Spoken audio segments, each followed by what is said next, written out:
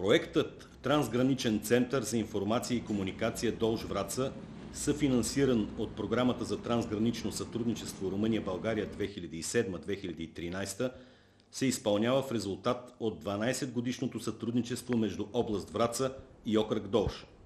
През 2007 година беше подписано официално споразумение за партньорство, което рамкира съвместните дейности в посока работа по съвместни проекти.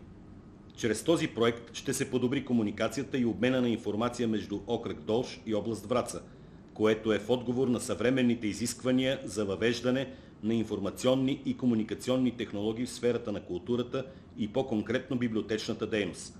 Съществената цел на проекта е да се получат ефективни и конкретни резултати с възможно най-широк свободен публичен достъп до културно-историческото наследство.